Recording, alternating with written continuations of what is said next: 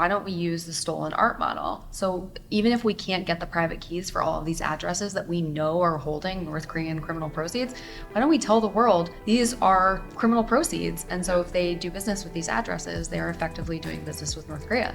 Hello and welcome to Public Key. This is your host, Ian Andrews. This episode is part of our Live from Links series. Over the next few weeks, we're going to be dropping double the Public Key goodness. That's right, new episodes 2 times a week. We'll have interviews with the best speakers from the 2024 edition of the Chainalysis Links Conference. Now, frequent listeners will know that on this podcast, I talk a lot about the North Korean state-sponsored hackers, the Lazarus Group. When it comes to crypto theft, North Korea really is unrivaled. Over the years, they've stolen billions from exchanges, DeFi protocols, Web3 games, and individual traders. And so on this episode, I have the opportunity to speak to Jessica Peck, who's a senior counsel with the U.S. Department of Justice, and Chris Wong, who's a special agent with the FBI, about how North Korea has managed to pull off the biggest DeFi hacks in history.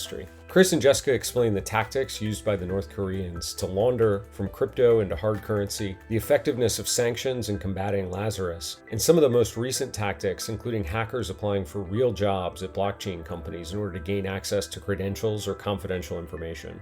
Last thing before we dive into the episode, if you weren't able to attend the Chainalysis Links Conference in New York, well, you missed a fantastic event.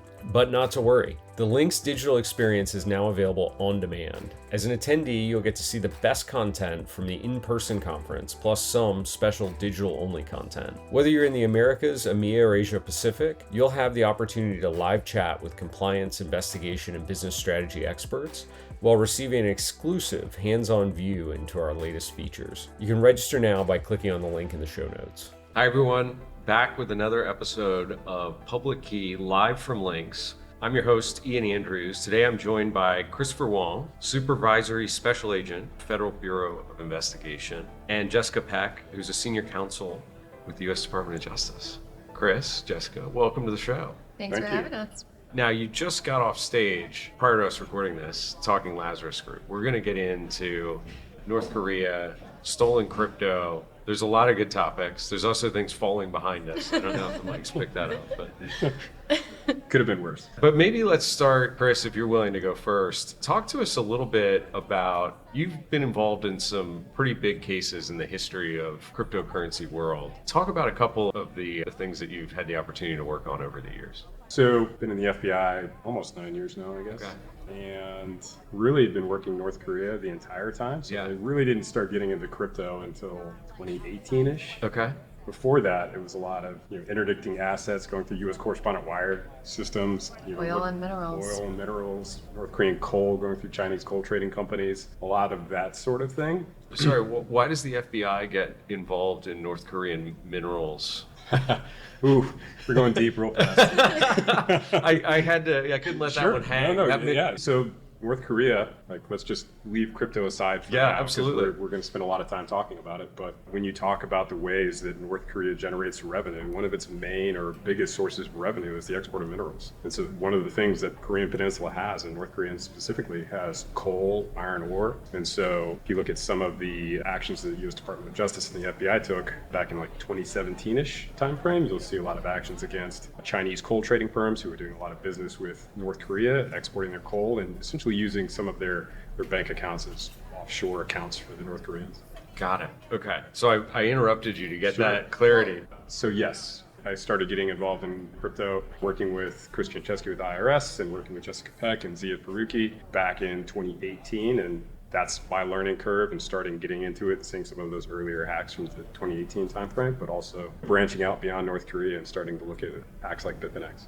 Yeah. Talk a little bit about Bitfinex when that showed up on your radar, if you don't mind. I mean, honestly, that was kind of a collaboration with Chris Chainalysis leading the way a lot of the way, Jessica Peck being involved. For context, Chris Chainalysis was a special agent with the IRS. He is now at TRM Labs. Well, Jessica, thank you for jumping in there. Maybe share a little bit of your background. So I started my legal career at the Manhattan DA's office. I was originally doing, guns, drugs, violent crime, and then in 2017, I transitioned over to cybercrime. cyber, had my first crypto case. And then in 2020, I came to the Department of Justice in January of 2020, just 6 weeks before the pandemic. So I did actually Good timing to make a job change. Yeah. I got to meet people in real life, which was lovely, but then 6 weeks later we all went home and I didn't see them again for a year. It didn't change. I was working on some COVID related issues, which was obviously very important at that time, but then I slowly transitioned into ransomware cases, and then my docket became mostly cryptocurrency related investigations. Chris mentioned Zia Faruqi before. Zia was a U.S. attorney in the D.C. U.S. Attorney's Office. He had been working the North Korea threat for years and years, doing cases that Chris was describing before. And then he transitioned into crypto in 2018-ish, 2019 timeframe. And I got told that if you want to work on interesting crypto-related cases, you need to work with Zia Faruqi. And one of my colleagues in the cyber unit for DOJ, Alvin Palker, was already working on cases with him, and so I got added to a bunch of really cool cases, and Bitfinex was one of the first ones that I got to take charge on with these people, and it was just from there it was really interesting. So let's talk North Korea. So Chris, when was the first time you remember North Korea and crypto coming up? Again, working with the same crew and starting to look at instances of North Korean theft. And I would say, like, maybe at the time we're looking at hacks and wanting to get to attribution, identifying who did it, but crypto is a bit different of a landscape, and part of what you can do is actually follow the money. Yeah. So part of what we do within the FBI and DOJ is not just try and identify who did it, but also we look from a higher perspective what our objectives are, and it's really deny North Korea revenue. And so at the time, with the skill sets that Chris had and learning as I went along, it's kind of looking for those opportunities and identifying new ways that we can deny North Korea revenue as the North Koreans are identifying new ways to generate revenue. Yeah. We were talking about this earlier, but North Korea is an interesting case because we can't usually bring North Koreans or their laundering co-conspirators to justice in the US because they're mostly in North Korea. Yeah. Or they're in jurisdictions where we can't extradite them.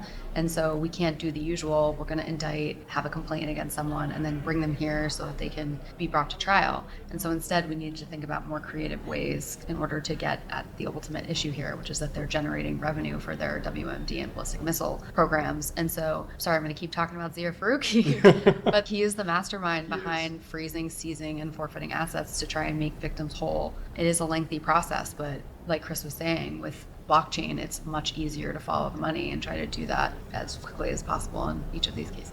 Talk more about the process of freezing and seizing.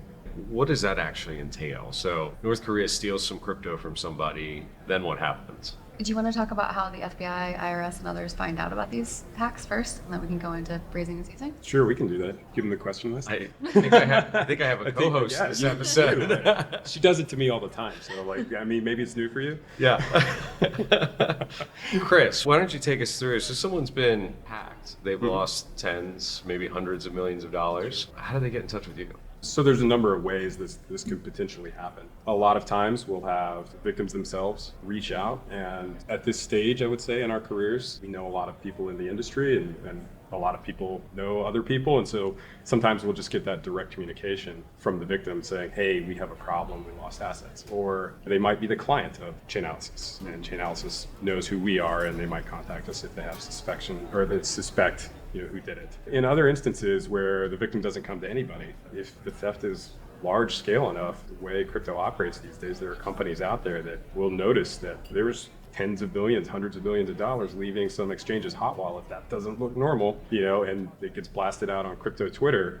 And sometimes that's the source of your first realization that an event has occurred. Okay, so you get a call or a referral from a friend of a friend who says, sure. Unfortunately, all my crypto has been stolen. What's the first thing you do when you get that call? Generally speaking, one of the first things that we'll do, and maybe it's good to peel it back a little bit, there are probably two ways you can look at these cases as they come through. One is, like we talked about, attribution, who did it, and then two is follow the money. Now, historically, with other cases, you might say, well, I need to focus on forensic artifacts, I need to focus on getting this item, this data that could be temporary or transitory in nature. I need to make sure I get that, and I have to talk to the victim. But in the crypto case, because crypto can move so fast, cross-border transfers, swaps, all of these things that are going to make our life much, much more difficult the longer we let this go, a lot of the times it's like follow the money and follow it immediately and look for those opportunities to interdict. And so we find that we're most successful within the first 24 hours of learning of an event to be able to identify, putting those addresses in whatever tool we choose to use, identifying where there's assets to where we can interdict. Are there centrally managed stablecoins that are stolen at an issue that haven't been swapped to something else? Are the assets going through a provider or a VASP that we have a relationship with that is responsive? Those are some of the first things that we're going to do, in essence, triage. What can we do now?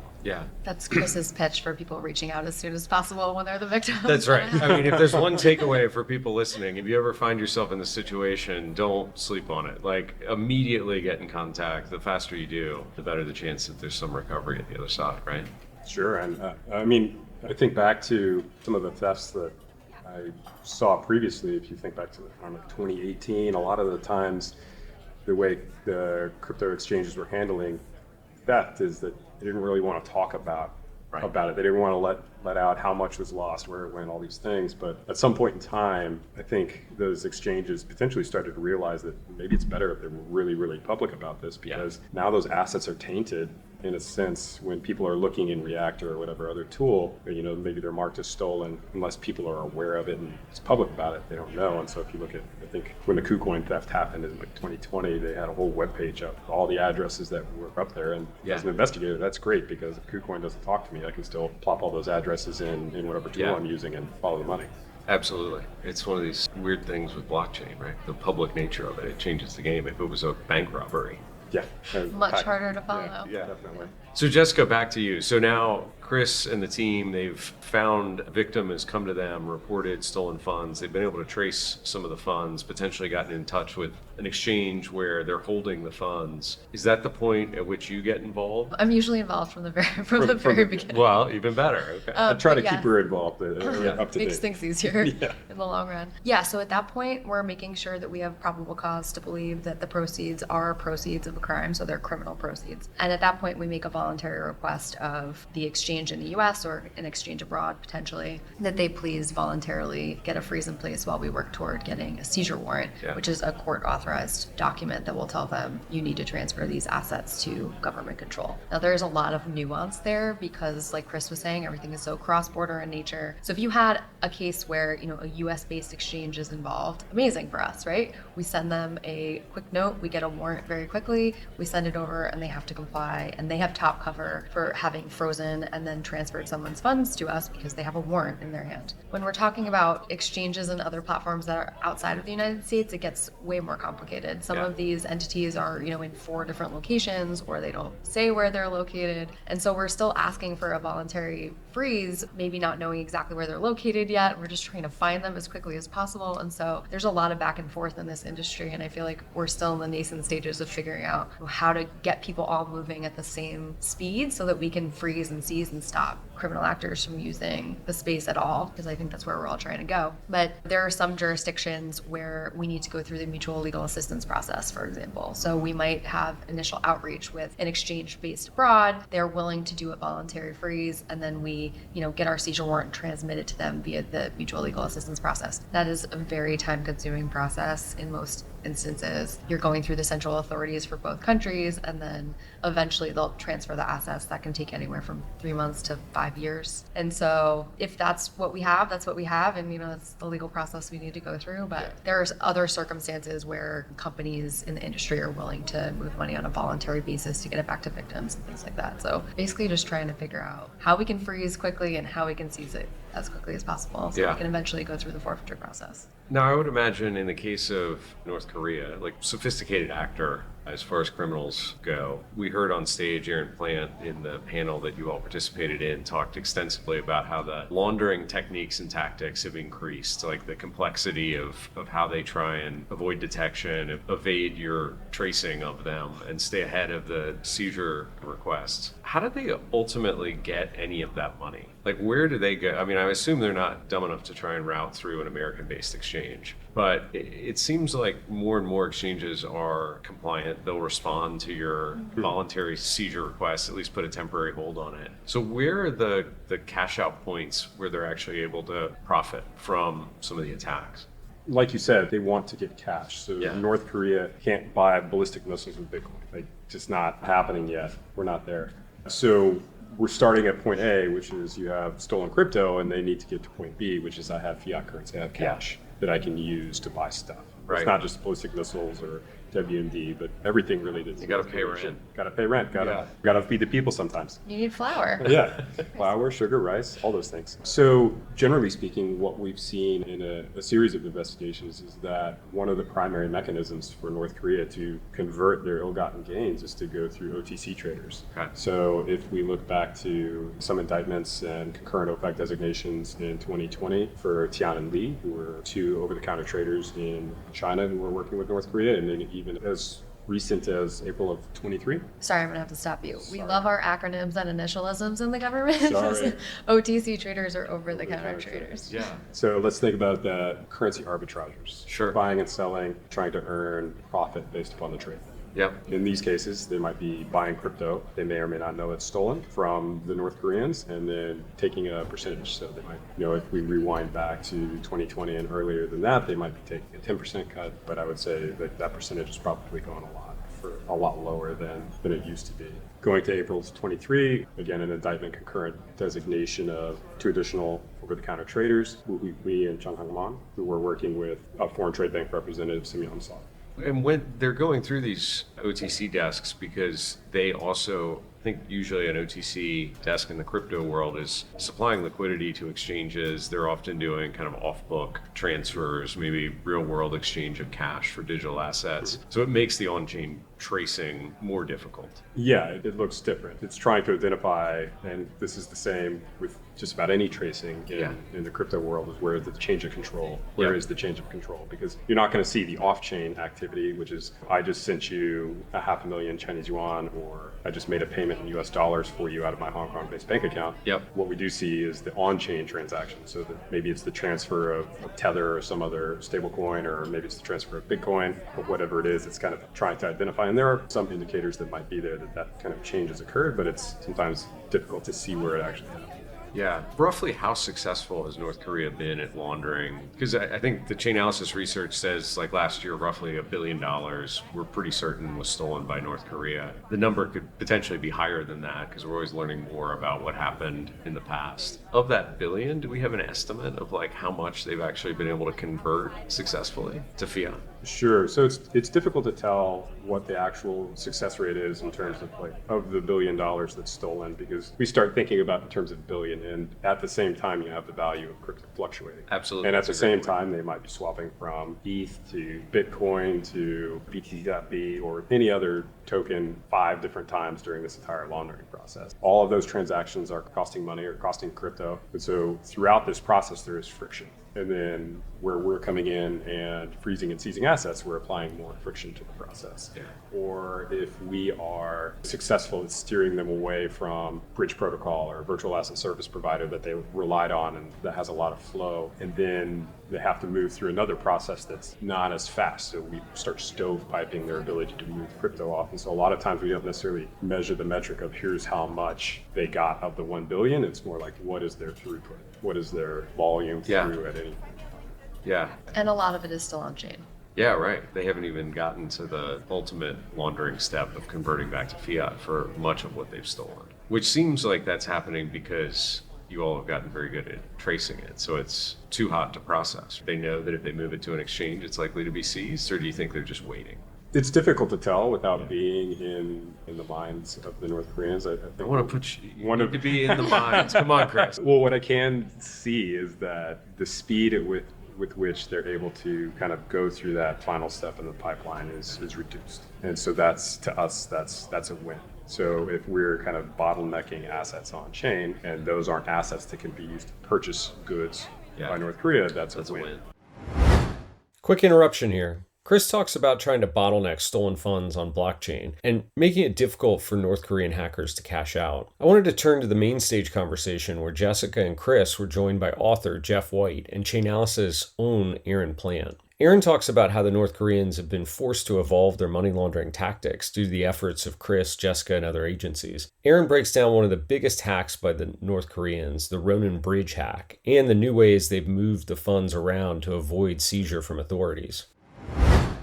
We saw a major uptick in their evolution of their laundering patterns over the years, and it was likely due to the focus on by the public and the private sector to try to stop the funds from moving and try to freeze the assets that were stolen. But yes, the Ronin Bridge powers the Axie Infinity game. The bridge allows you to move money into the game because when you're in the game, you can buy things, and you buy those with crypto within the game. But you have to bridge your crypto into the game to do that, and you bring it through the Ronin Bridge. So at any given point, there was a lot of liquidity in the bridge because the game is very popular.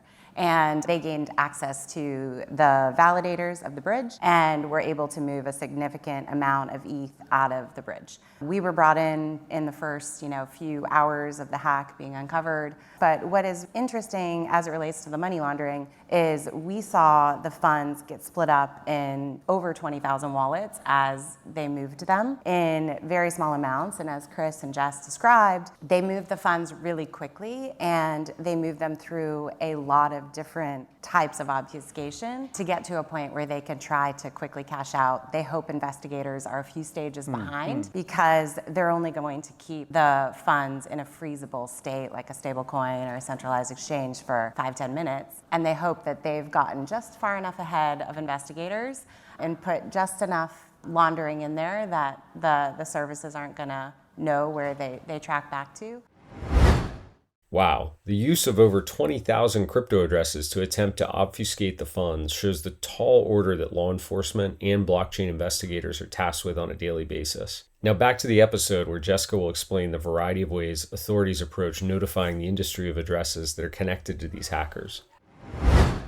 We do try to do that in a variety of ways. One of the first ways we tried to do it, in addition to OFAC sanctions, was actually through the seizure and forfeiture process. Yep. Again, Zia Faruqi, genius that he is, he said, why don't we use the stolen art model? So even if we can't get the private keys for all of these addresses that we know are holding North Korean criminal proceeds, why don't we tell the world these are criminal proceeds? And so if they do business with these addresses, they're effectively doing business with North Korea.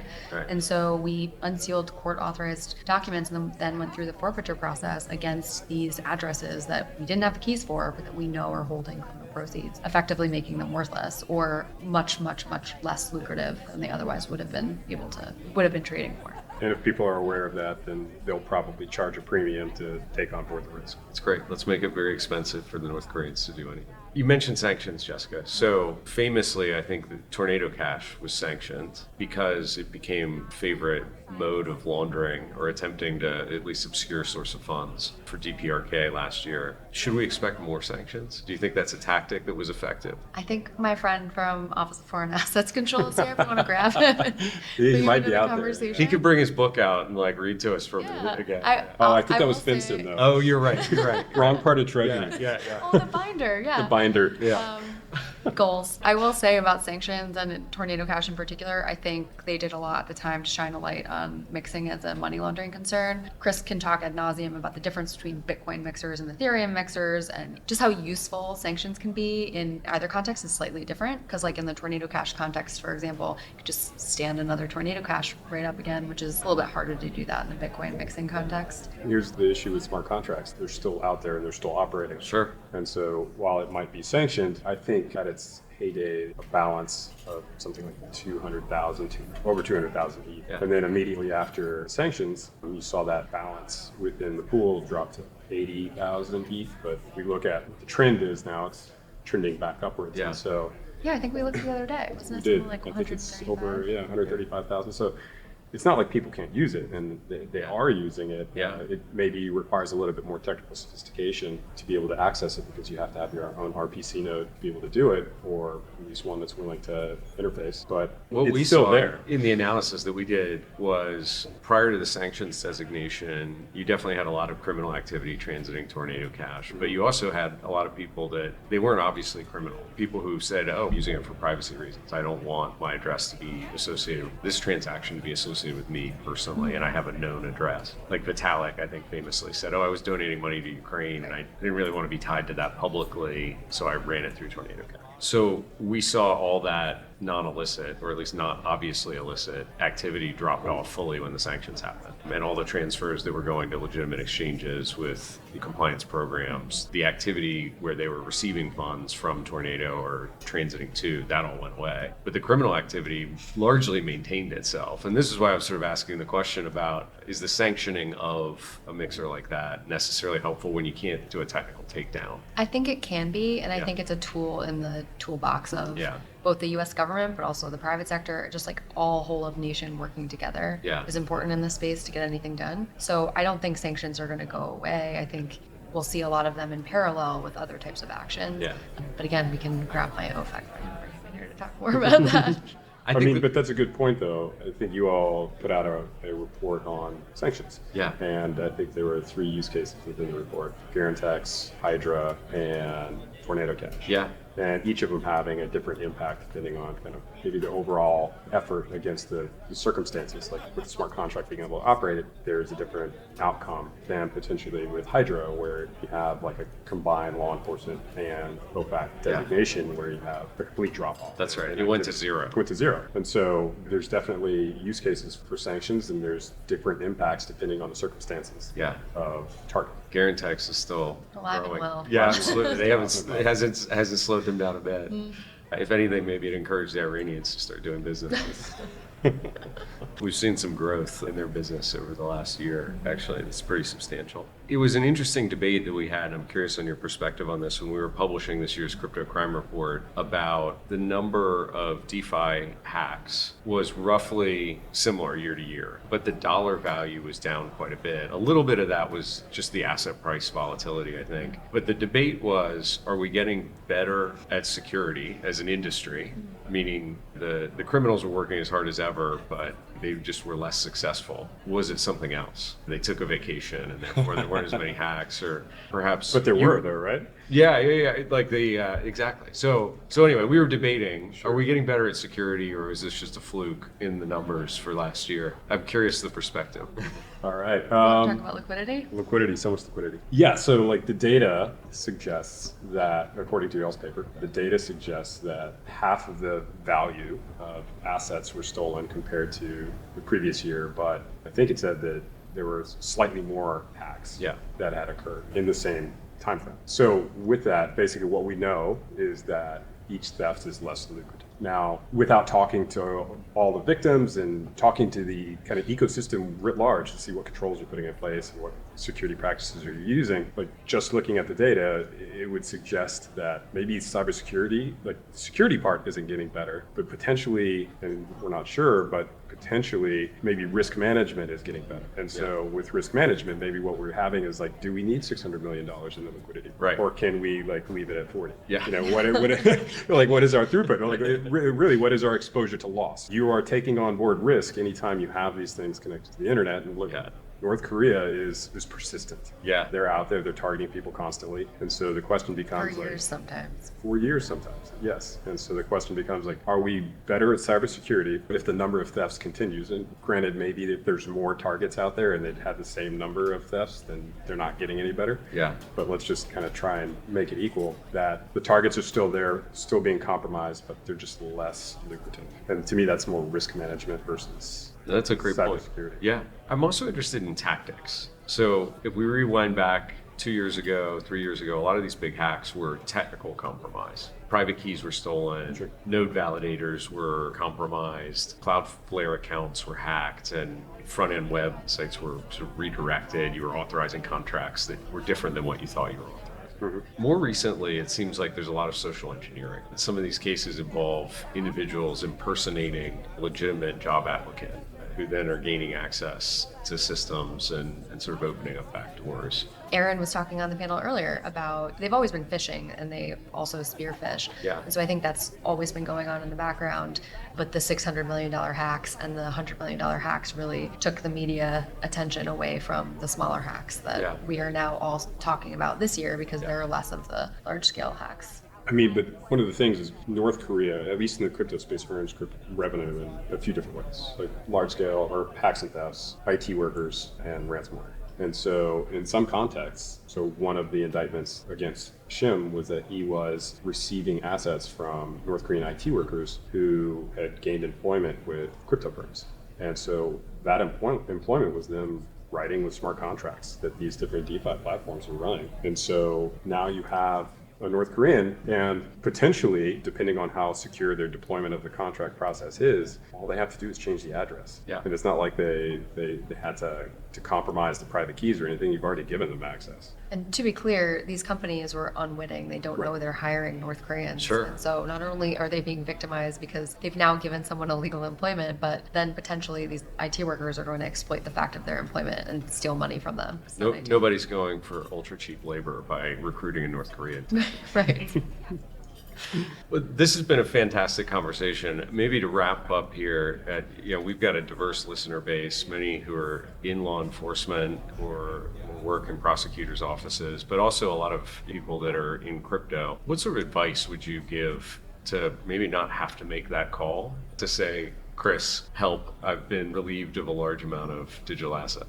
So good cybersecurity practices in the first place. And it's always very, very hard to fortify the human. Yeah. When you have contract developers who are also looking for their other job, and so kind of prime targets maybe for people who are offering a job, or hey, look at this code, what have you.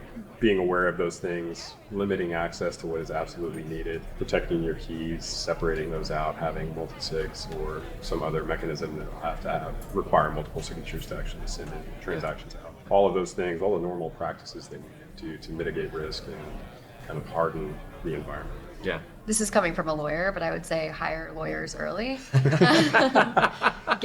your racket. Get a risk mitigation workflow in place, be in contact with the FBI and IRS early, know that you have a point of contact at each of these agencies in case you need it in the future to steel yourself against potentially being the victim of a hack. So just getting your ducks in a row. We talked to a lot of people who never thought that their platform would be used by North Koreans or criminal actors. It just did not even cross their minds. Yeah. And so, unfortunately, this is kind of a bummer, but just thinking through all of the terrible things that can happen, which is what we in law enforcement are constantly doing. Yes, the barrier to entry in the space is relatively low. And a lot of the people who enter are developers and innovators. Right. And they're not necessarily thinking about AML or risk mitigation plans or any of those things. 600 lines of code, you've got a working smart contract. It's pretty easy to get started. So fantastic advice. Thank you so much both for attending the conference, speaking on the panel, and joining us here on the podcast. It's been great. Thanks for having us. Thank you very much. Thank you. Hey there. Thanks for listening to another episode. If you enjoyed what you heard today, do me a favor. Open up your podcast app, rate the show. Give us a review, tell us what you liked. Even better, you can share the podcast with your friends. And of course, make sure you subscribe so you don't miss the next episode. Now, on today's episode, we discussed a lot about sanctions around North Korea. But the U.S. Department of Treasury is continuing its focus on Russian-based ransomware administrators, and in their latest sanction activity on May 7th, they sanctioned Russian national Dmitry Yuryevich Koroshev for developing and distributing ransomware through his ransomware as a service known as Lockbit. This action was in collaboration with the United Kingdom's National Crime Agency, the U.S. Department of Justice, the Federal Bureau of Investigation, and the Australian Federal Police. During the course of Lockbit's operations, Koroshev, who went by the username LockbitSup, profited personally from ransomware attacks and facilitated the company's administrative activities. OFAC has since frozen Koroshev's assets and issued a travel ban. If you click on the link in the show notes, you'll be able to read the blog and explore the crypto addresses included in the sanctions designation, which Koroshev used to conduct these illicit activities, and other addresses associated with LockbitSup.